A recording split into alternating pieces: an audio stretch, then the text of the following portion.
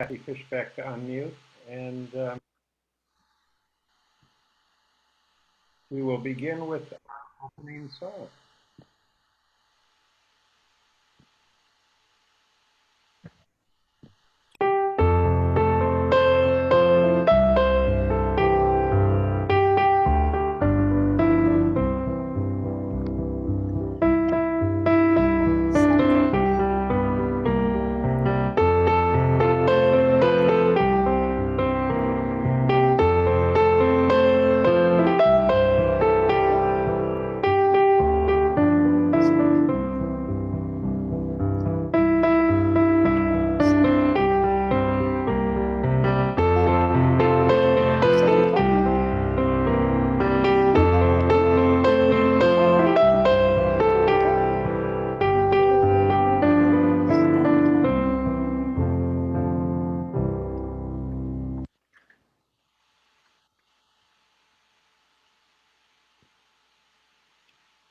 Welcome to the Lakeshore Unitarian Universalist Fellowship. We are committed to creating a community where all are welcome. We're so glad you're all here. The only time some of us see one another is on a Zoom event. And speaking of Zoom, there are two things to keep in mind. One of them is you have total control of whether you're hearing the speaker alone or whether you get to see everybody. And it's up there on the upper right. And down below there, then if you want to speak to somebody, if you want to speak to the service in some way, you can either hold your space door down or unmute yourself, which you can do just right in the corner there, so that won't be a problem. Now, some of you who are not familiar with Unitarians, and I think there are a couple, you might be wondering what it is we're doing having a talk on birds this morning. So I want to tell you that the Unitarians have two very important places where they look for who and what is appropriate in a service. One of them is the level of the 7 principles which hold true for Unitarians in general. And the principle that fits this service in particular is the 7th, respect for the interdependent web of all existence of which we are a part. And we also have a commitment to our local congregation where we make a more specific commitment, such as protecting and preserving our planet. So you can see why a service celebrating birds fits so well. Are there announcements? Anybody have an announcement? Linda, if you have one, unmute yourself first. I'm unmuted. This is Mary Jo. September 13th is our waters ceremony, and therein lies our challenge. Similar to the flowers ceremony, it will have to be a little different because we are not together. But Jenny and I have been talking, and she graciously has offered to again put together a PowerPoint for us. Do you have a body of water? Do you have a tap? Do you have a water barrel? Do you have a pond? Do you have a place where water speaks to you? And if so, if you could take a photo, or if you have a saying or a poem, and put it together and send it to Jenny Fennell. I will ask Jenny if she would kindly send out her email address as well as her phone number. You can then either text the photo or send it to her via email, and she will put it together for us miraculously into a 2020 water ceremony. So I thank all of you for looking down the road and coming up with some way we can share water for our water ceremony. Thanks so much. Hi, this is Ginny. Just a reminder, my contact info is in the directory, which I sent out to everyone. I will also put it in the chat now, and but I'll also send it via email to the Chalice group. This is Seal. I just want to remind folks that the adult activities book read will happen at 1 o'clock on August 19th. You're all welcome. If you've read the book or not, I think it'll be a good discussion talking about the book, The New Jim Crow. So that'll be on Zoom And I'll make arrangements for how that happens with the tech people in our midst.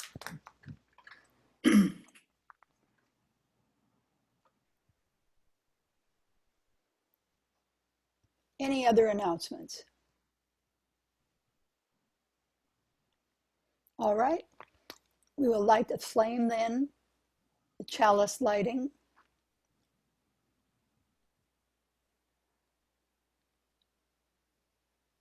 We light this flame as a symbol of the new life, enlightening our way as a symbol of the warmth in every human heart.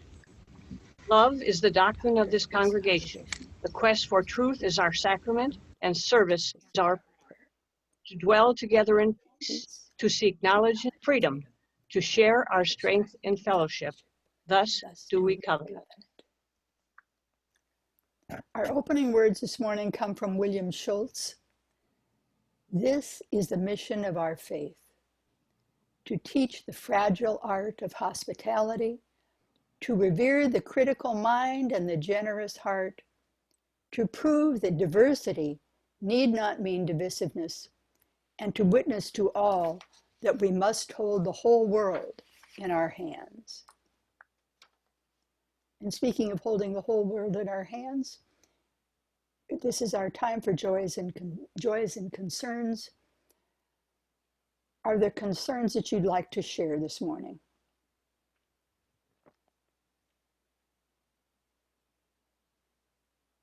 Bring our attention to our breath to calm our busy minds. We may use it to think about those in our fellowship and beyond who are dealing with difficult things, and to celebrate our joys as well.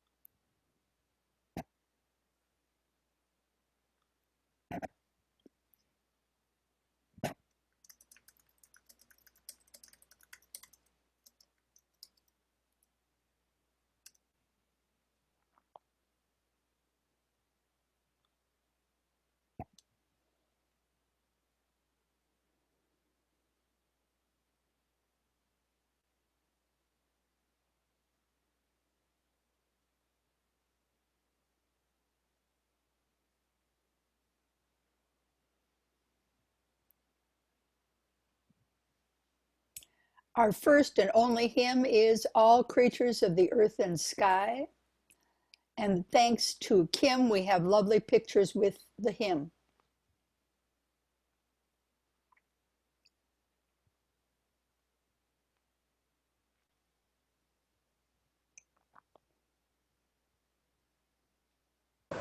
All creatures of the earth and sky, come kindred, lift your voices high. Hallelujah, hallelujah.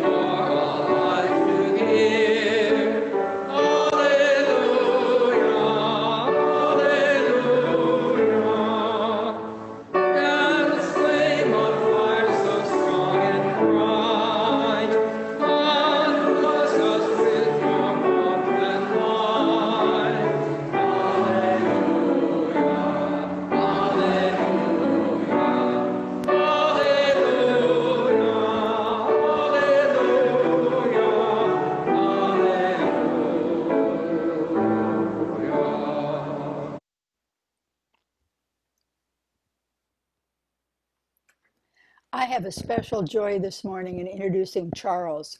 You know, it's interesting. I met Charles early in our move here.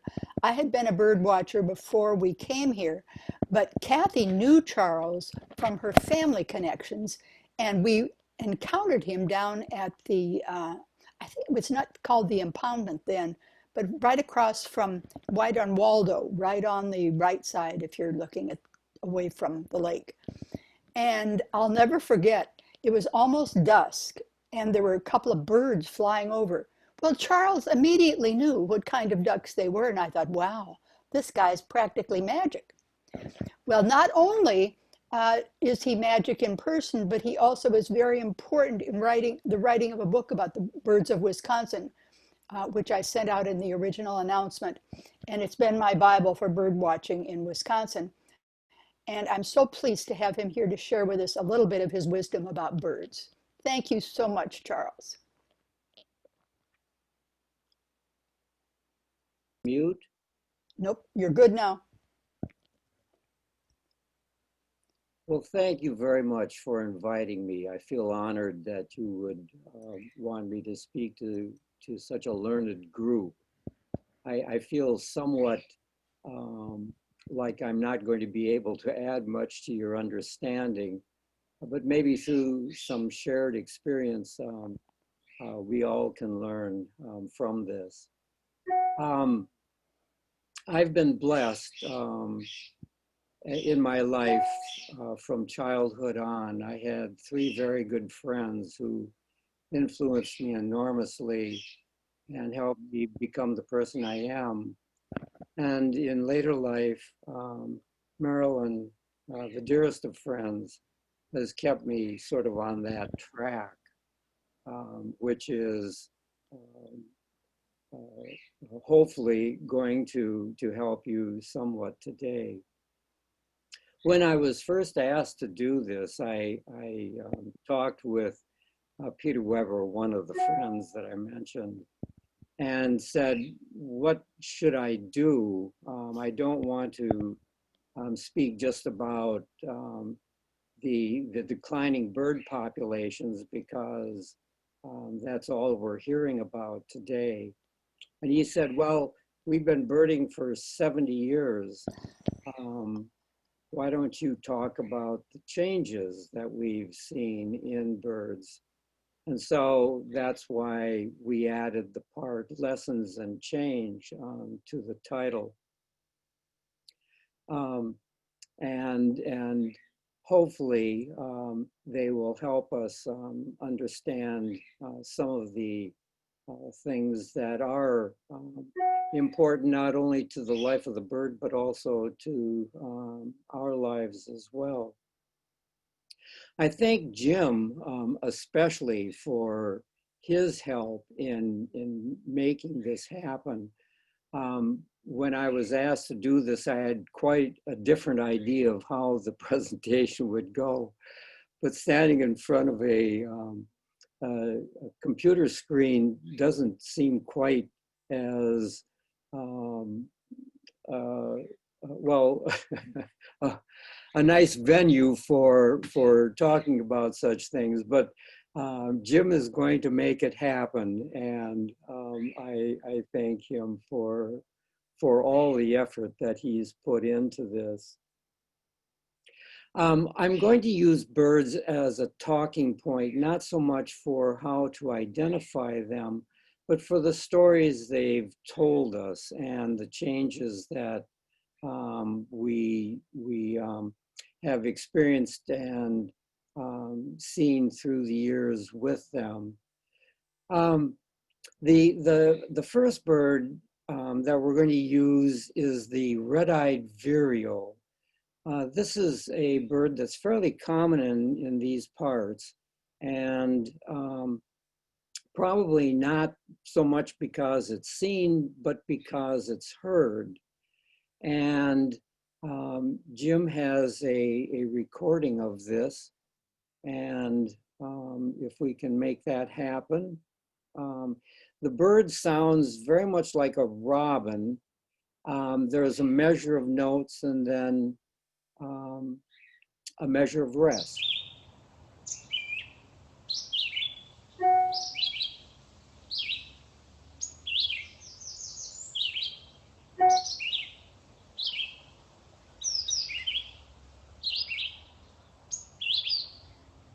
And the bird sings on and on through the nesting period. If you go to woodland dunes, or if you go into any of the parks in the city, or even the cemeteries, you'll probably hear them singing.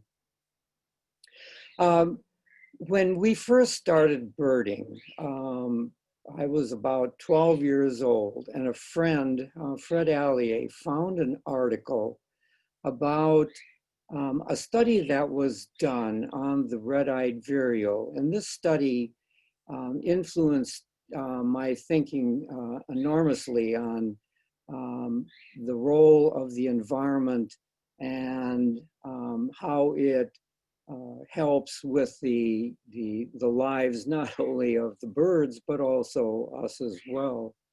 The study was probably done in the late 40s, and I don't like reporting things like this without having checked it. But now, not being part of the university and the library, and certainly Peggy Turnbull's help with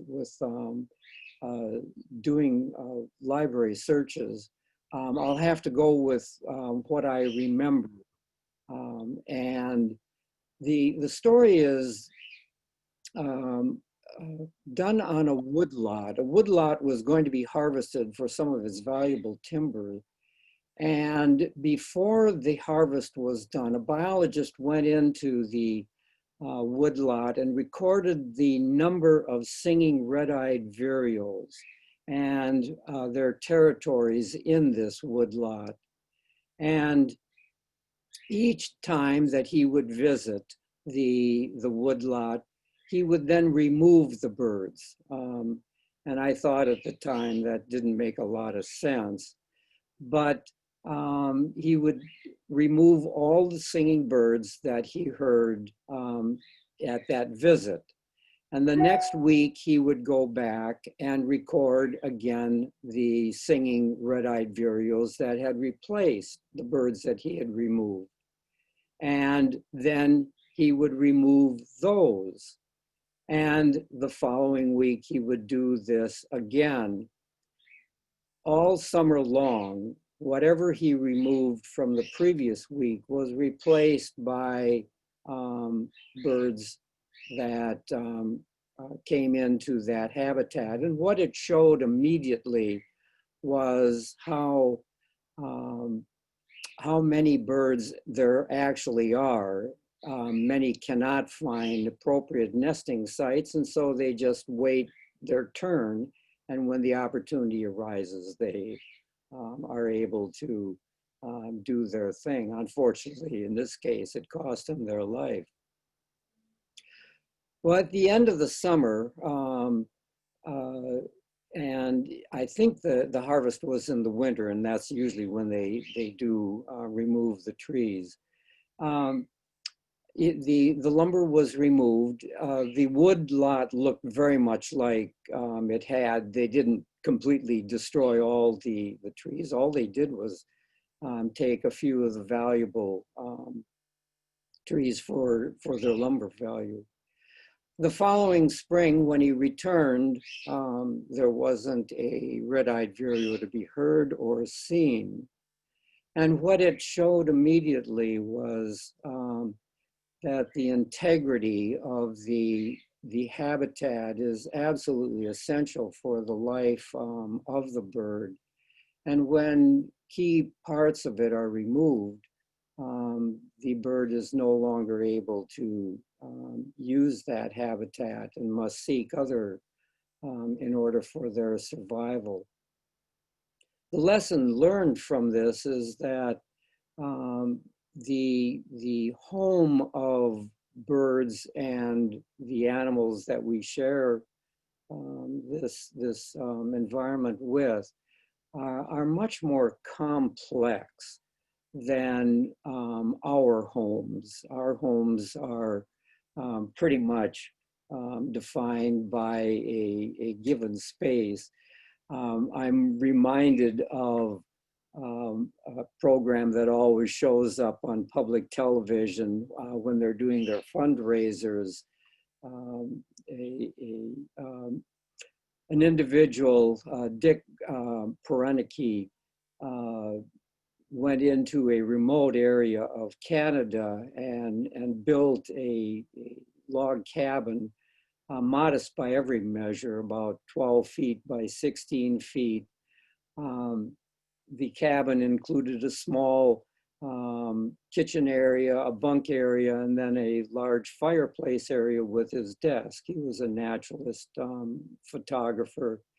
And for the next 30 years, he lived in Alaska doing his writing and photography.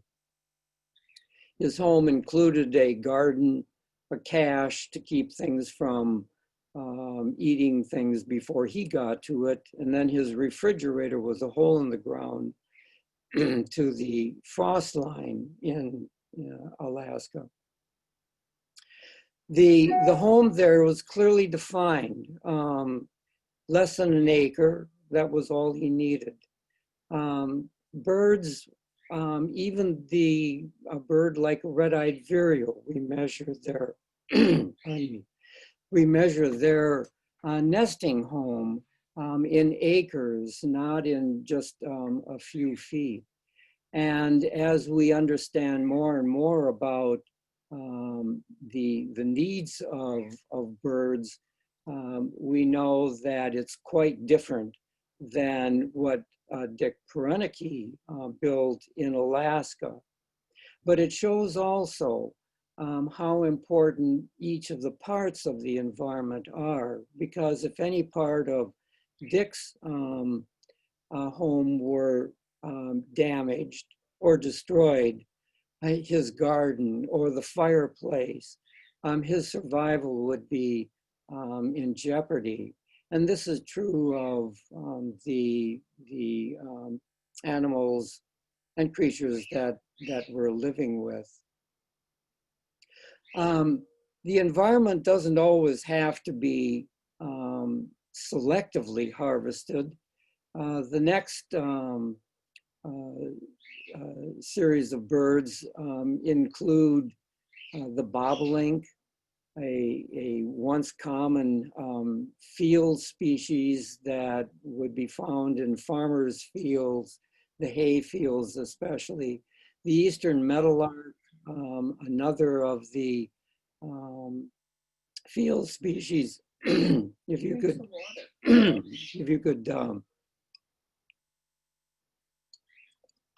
excuse me.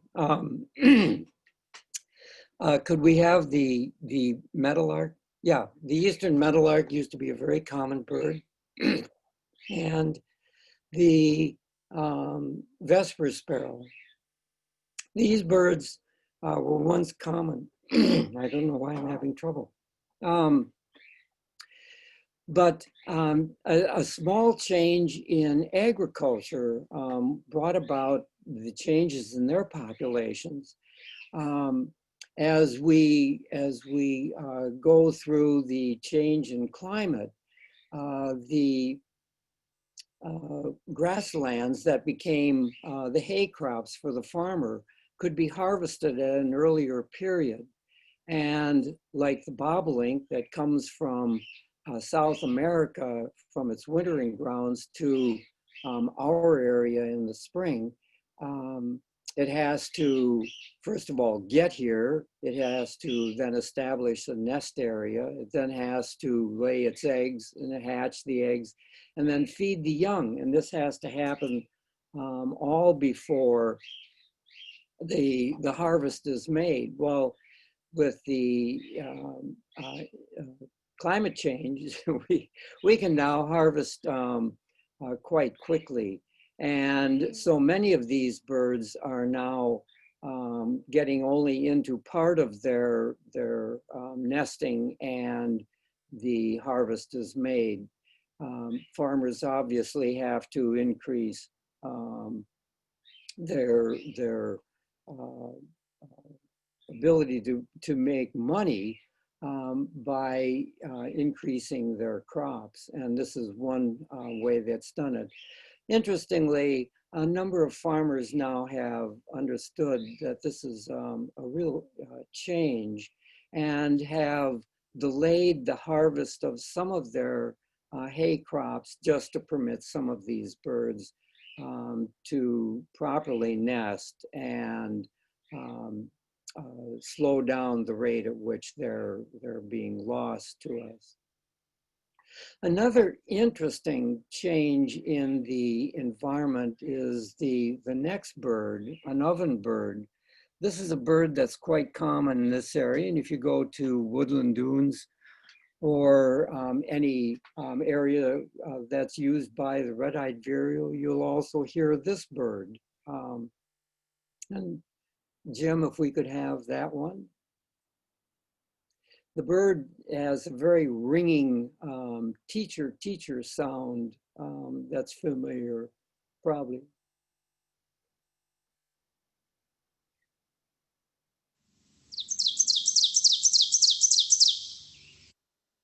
And like the red-eyed vireo, it sings all summer. The bird is named not so much for what it looks like or what it sounds like, but for the nest that it makes. The nest looks like an open hearth oven, and its population has been declining, not because of anything we've done, but because of earthworms. Sounds like a strange story that only a biologist could come up with. But after the last ice age, almost all of the earthworms in this part of the country were destroyed. The earthworms that we now have were brought in with plants from Europe, and now more recently plants from Asia. And the earthworms are now getting into the wooded areas, getting out of gardens and other places where they're found. And what they do is they very effectively remove the leaf litter that you can see that surrounds the nest. In fact, the nest is almost lost by the leaf litter. What this does is open the bird up to predation, particularly the cowbird.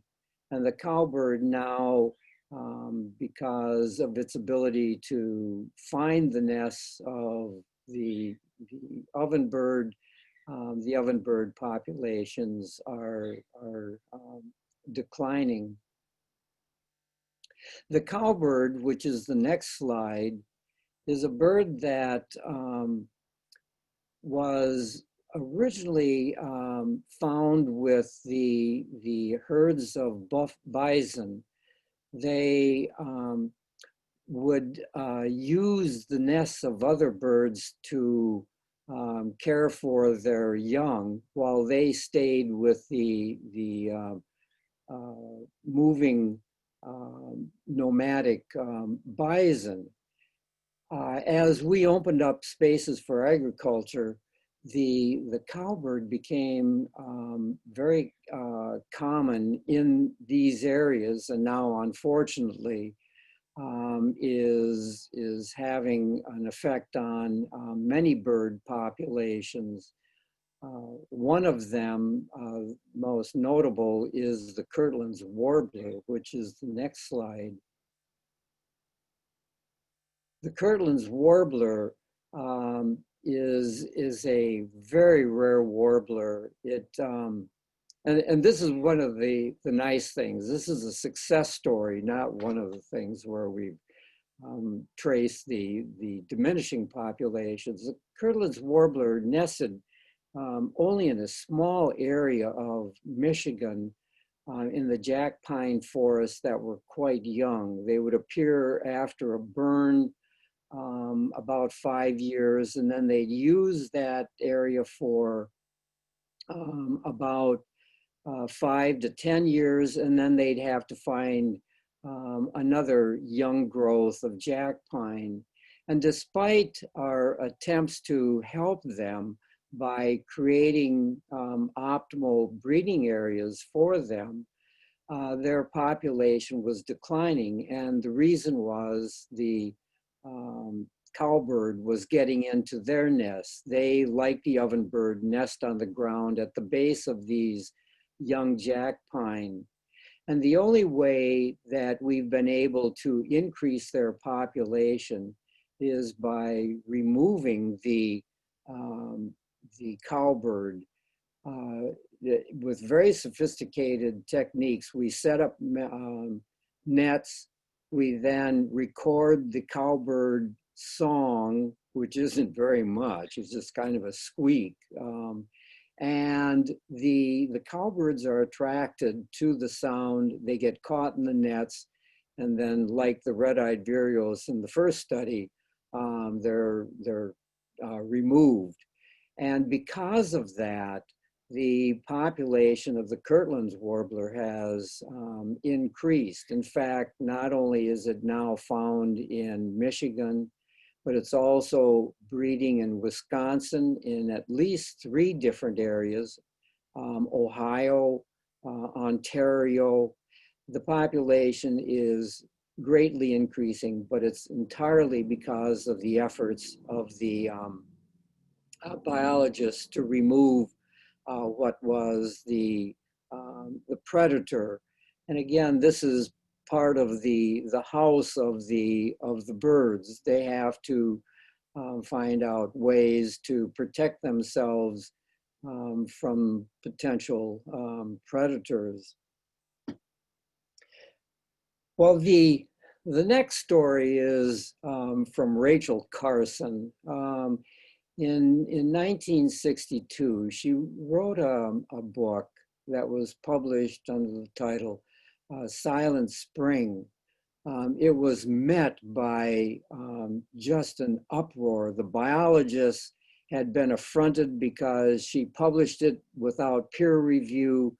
The agriculturalists were up in arms because DDT was such a help to their to agriculture in the control of insects.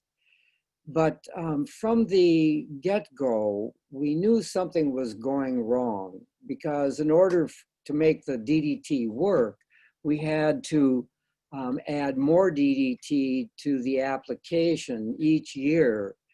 And one of the birds that was affected was the top dog predator, the peregrine falcon. While most biologists were railing against Rachel Carson, one biologist, Joe Hickey, who was a biologist at Madison, he had replaced Aldo Leopold on Leopold's death, went back in his records. He had been interested in peregrine falcons, and the eggshell thickness of the eggs prior to DDT introduction, which was in the 40s, and when the book was written in the 60s, he showed quite clearly that the DDT was having a profound effect upon the eggshell, and therefore the ability of the bird to hatch its eggs, because on incubation, they would crush the eggs, and the young birds were never hatched. So through a study done by Joe, we began to give Rachel Carson her due. And it wasn't just peregrines that were being affected by this, but large numbers of other birds that were being affected by the DDT, either directly or indirectly, through their ability to hatch their young. The story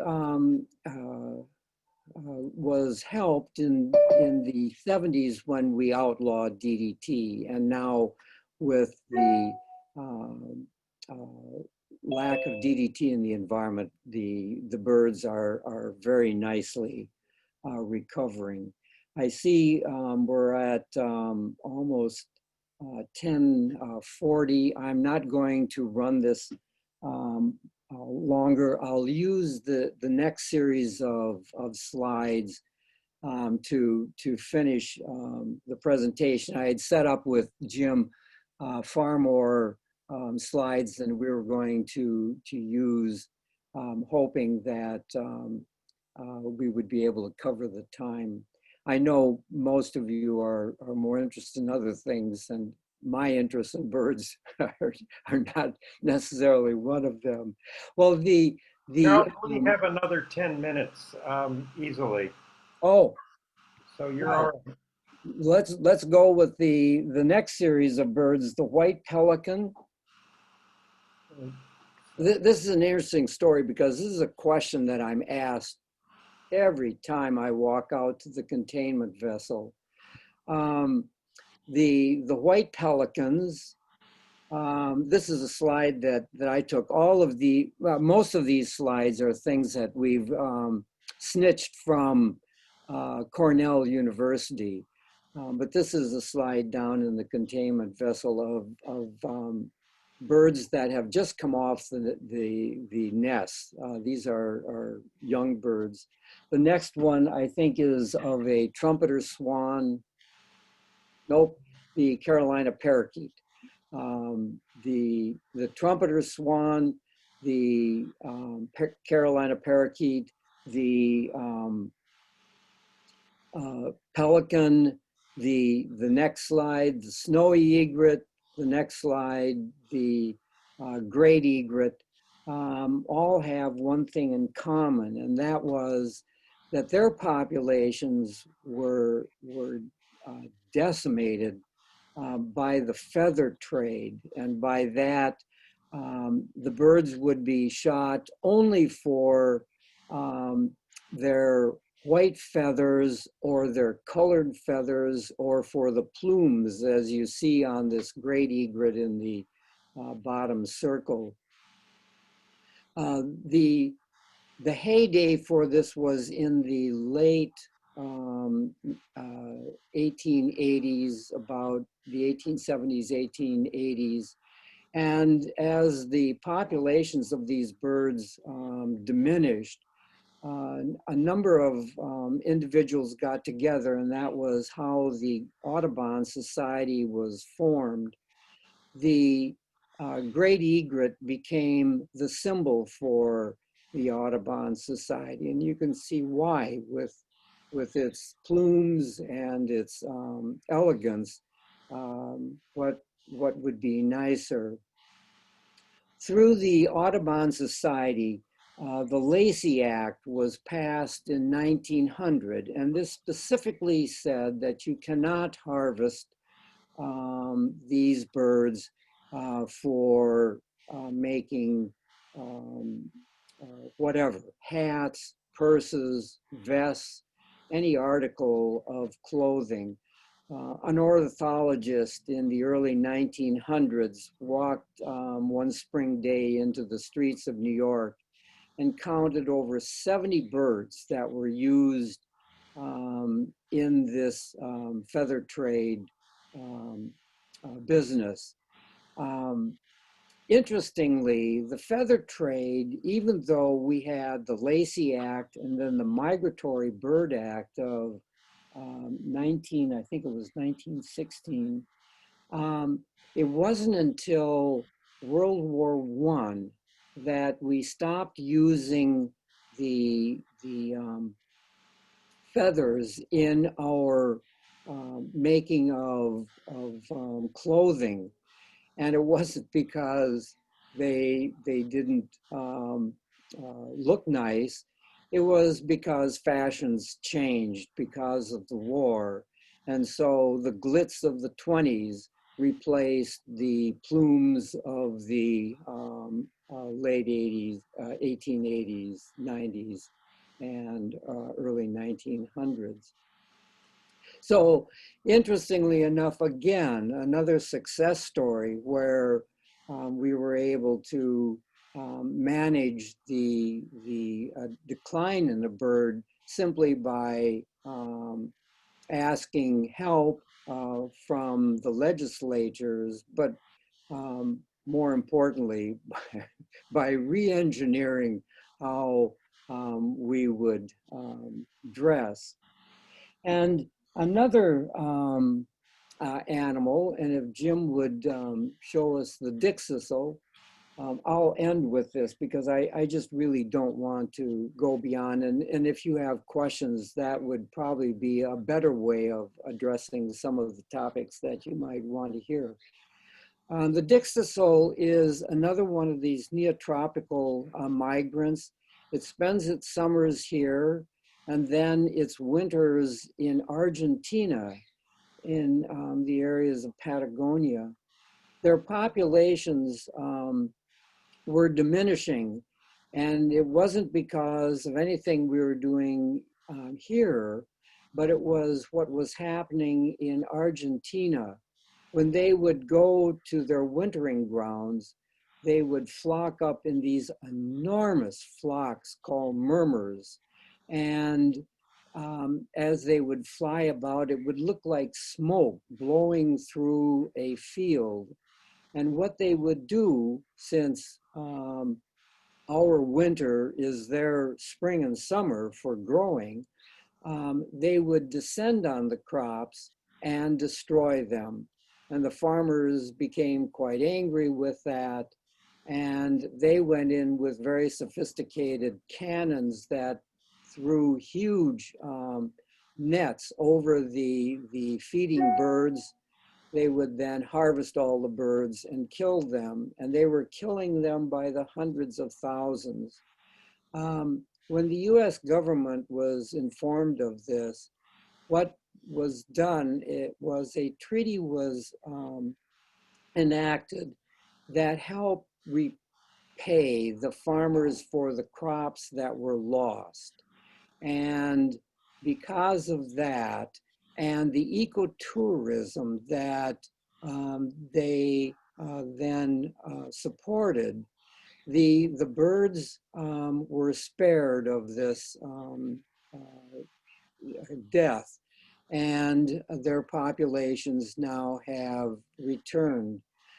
This year, unfortunately, I haven't heard these birds. I always delight in it. The bird is called the Dixisol because of what its song sounds like. It says its name, Dixisol, Dixisol. And Woodland Dunes on Woodland Drive often has several pairs that you can hear on the lines, power lines where they are nesting. Well, I think I'll forego any more slides and open this up to questions if that's appropriate. Certainly. I'm now going to go to the gallery view so I can see those of you who have questions. If you have a question, you'll need to unmute yourself, and then if you'd raise your hand or in the other order, that would be good. Then I'll call on you, and then we won't have everybody talking at once. Yes, Patty. Patty. Hi, Chuck and Hi, everybody. Patty. Thanks, Chuck, for doing this today. I have a question. I hadn't gone out to the containment area for quite a while. I went out there about 2 weeks ago. Are they going to totally fill that in? Yes or no? And what are your thoughts? I don't even really know what's going on down there. Yes and no. The containment vessel this summer received an enormous dredge operation. They had gone into the river area near the Portland cement, so the Medusa can dock and receive the Portland cement and not get stuck in the river in the process. And so since the middle of June, they've been dredging the river and depositing it into the containment vessel. And that's what the containment vessel was originally planned for to receive these dredge spoils, they're heavily burdened with PCBs, mercury, lead, and these toxins we want to keep out of the environment, and especially the food chains, so that they don't affect us and the wildlife that are in this area. The idea is not, as many people think, to fill the vessel. Once that's filled, they have to come up with another way of disposing of the dredge spoils. And so right now, the containment can probably take only about 3, 4, maybe 5 more dredge operations before it's totally filled. And at that time, then they'll have to either make a new containment or make this one able to receive more dredge material. But it's an active Army Corps of Engineers site. And although people think that they're destroying it, this is precisely what it was designed to do. Next summer, it's just going to be covered with vegetation like it has been since the last dredge operation. And in reality, each time they do these operations, there is an increase in birds. So I always delight in having these things happen because I get to see birds. Thanks, Patty. Good Thanks for the question. question. I just want to, I guess I would think the opposite would happen. So I find that interesting that they wouldn't, because you see these groups of terns out there and so forth. And I'm thinking they have no place to go, but you're saying you see increased activity. Now they have a greater place to go because the vegetation takes away their places. Now we have open areas for shorebirds, gulls, terns, and a lot of the other migrants that use this. Even American pipits are found out there, snow buntings. They have. Hello, this is Bev. I have a question. Yes. I don't know Manitowoc that well. Could you tell me where the containment area is, or the area where you watch birds? If you walk out to the lighthouse on the north break wall, that area between the lighthouse and the harbor is the containment vessel. It's sort of an oblong shaped structure that right now looks like it's filled with mud, and it is. Thank you. And once it's filled, that isn't always necessarily bad. In Green Bay, Kidney Island was built for the exact same reason. When they filled that, they capped it, and now it's become the nesting site for piping plovers, which are an endangered species all over the country. And so we might even have a nesting site for them in this area as well. So don't despair. This is this is a good thing, not necessarily a bad thing. I'm thinking, I bet that makes the pelicans not so likely to come back there. Well, good question, Linda. The pelicans follow their food. And just like Maryland follows the money, birds follow the food. And this year we didn't see as many pelicans because the food support didn't come in. The alewives population has diminished enormously because of the predatory fish that we put in to take care of that population. Well, they did a pretty good job, but now they're eating everything else in the process. And so that's not necessarily a good thing. But the pelicans just are nomadic in that the ones that we see here are not nesting. these are all young birds, and they take about 4 to 5 years before they're mature and can nest. And so what we see are the birds here that are just hanging out, sort of like college kids down in Florida. They share stories in the evening. They do whatever they do, but they eat fish, and they eat about 4 or 5 pounds of fish a day. And mostly it's the rough fish that we don't want: carp, goby, alewife, whatever. So when they don't find it, they'll go to where it is found. And this year it was probably Lake Winnebago and the Bay of Green Bay. I see that Barry has a question, but he needs to unmute. There we go. Okay, I've got the space bar down. What is the source of the DDT and other toxins in the bottom of the river?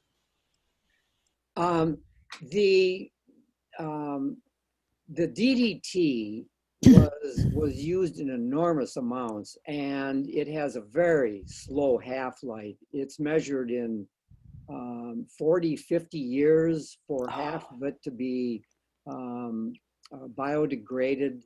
So whatever we applied 20 years ago is still around. PCBs are there because we didn't know better. When we would end the life of a transformer, we'd open up the transformer and just dump the PCBs into the river. And that was done at the 18th Street Bridge crossing. And so everything to the east of the 18th Street Bridge is terribly burdened with PCBs. The mercury and lead, I'm not sure where that came from, but it was obviously from some industrial source that used this and disposed of it improperly. But a lot of people thought that these things wouldn't affect us. We put things into the environment and hope that they'll be diluted. They didn't. They became concentrated in the food chain and unfortunately affect us in the process. Good question. Thank you. Other questions? I have one. Go ahead, Ash. Okay, so around 4 years ago, I was with the YMCA teen leadership thing, and we went to Woodland Dunes and we checked on the bird houses. Like there's some little bird houses scattered all over the place, and we checked on the bird and said, "Hey, are these birds nesting? Are they good?" That kind of thing. And I was wondering, is that just for checking how the bird population is going, or is that just checking, "Hey, we got birds here"? Most of that is just to enhance the opportunities for birds. Many of us do enjoy having things like purple martins nesting in the area.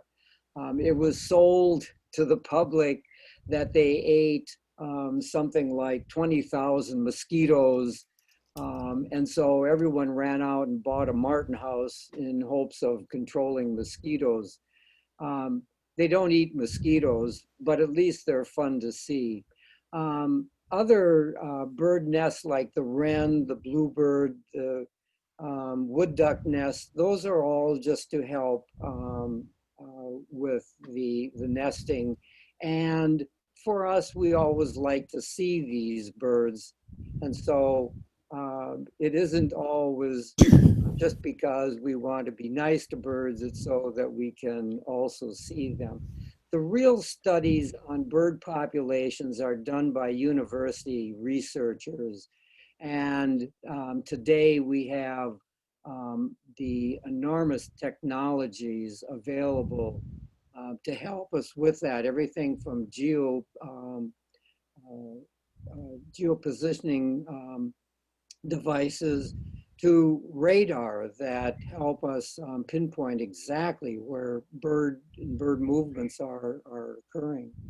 Thank you so much, Chuck. And Ash, I think that was our last question. We'll move now toward the closing words. Can I just say one thing, Linda? Sure. I want to thank Chuck for his speech, but more than that, I want to thank him for everything that he and Marilyn have done for birding and so on in the Manitowoc community. And for those of you who may not know, a lot of the success of the new facility out at Woodland Dunes is a result of what Chuck and Marilyn have done. They're significant members of our community, and we thank you so much. Thank you. Good idea, Kathy. Thank you. Our closing words, which you probably have a copy of. Let our lives be a prayer that waters dry souls, mends broken hearts, refuses to be terrorized, seeks the world's beauty, and carries us through its storms.